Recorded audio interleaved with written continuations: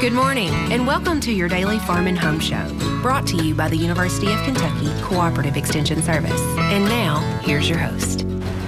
Good morning, and welcome to your Farm and Home Show. My name is Joanna Coles, and this morning we're visiting with Kristin Hildabrand, Warren County Extension Agent for Horticulture. Good morning, Kristin. Good morning, Joanna. Now, Kristin says April is National Gardening Month, That's right? That's right. Yes. So celebrate all month long. You brought along some transplants to kind of help us get some ideas about what we can plant right now. But what other tips do you have for people wanting to get out and garden? That's a really good tip as far as, like there's still plenty of time to garden, and you can start at any age, really any level from beginner to, maybe somewhere in between intermediate and then even to advanced.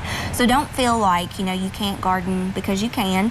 It's a really good exercise, especially after we've been cooped up indoors for all the winter months, and so we can get outside. We're more connected with the environment as well, so we actually know the seasons of gardening, and we mainly talked about cool season vegetables.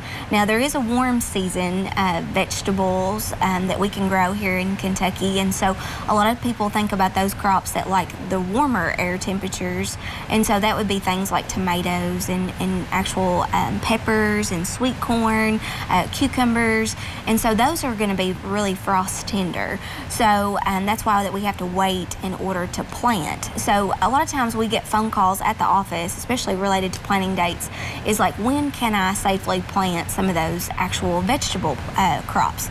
So we have a really nice guide at the Extension office, and it's the Home Vegetable Gardening Guide. And it's a free resource publication that we have, and it is really good to follow and actually keep a garden journal at the same time too, so that way you're keeping up with specifically what's going on in your garden. But it's got all the planting dates for here in Kentucky, and again, if you're in the part of the state, you would follow those particular planting dates, and if you're in the eastern part and even western part. In Bowling Green, we kind of fall right in between western and even sometimes central, because some of the weather and stuff can kind of change. But you could probably follow some of the western part for our particular Bowling Green area, and that's really nice to have, and it breaks it down into the 3 gardening seasons that we have. So we start in the spring, we go into the summer, with our warm season crop, and then we follow into the fall. So it's really good to follow those planting dates, so that way you know exactly when to plant. So the other thing that's really good in the Home Vegetable Gardening Guide is that you kind of alluded to it some yesterday, but should I start it from seed or should I start it as a transplant? So really, Brussels sprouts, the ones that we have to your right, are better when they're started out from actual transplants in the particular garden, because they take so long in order to reach the actual buds that you're actually going to harvest. Now with your leaf lettuce, it's really good to start from seed. Sometimes those seeds can be really small to see, and so sometimes you might want to think about either starting indoors under some grow lights, or you can even think about doing something like a seed tape, where you can actually lay it out, and then all that will disintegrate, because it's mainly going to be on toilet paper where you're going to start.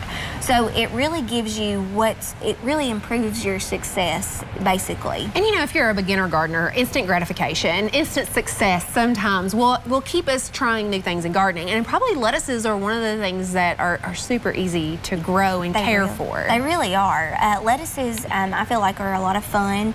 You'll notice that this particular one has some nice texture to it. So even if you're thinking about maybe like, I don't have a ton of space, you can still put this into a container garden. If you've got some space in your landscape, this one is really good, because you can maybe think about edible landscaping. And so you can incorporate some of your ornamentals in with those edibles, and you've got edible landscaping. So these particular colors and textures and things like that can even add some beautification around your home, not just particularly in that garden spot. So you can really play up and have fun with gardening. I think that's one of the best things that we gardeners look forward to, is like when we plant a seed, we really are believing in tomorrow. And so it's something to look forward to. And really, Joanna, what's the best thing than to know that you've grown it yourself, and also that you can actually pick it, feed your family. You know that you feel pretty healthy when you're doing that, and you're involving family time too when you're feeding your family.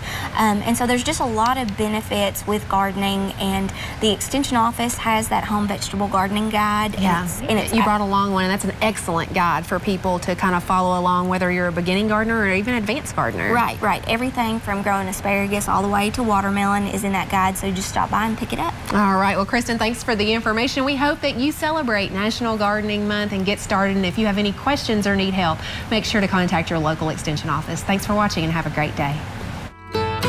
If you have questions about today's topic, please call the Warren County Extension Office at the number on your screen. Thanks for watching and have a great day.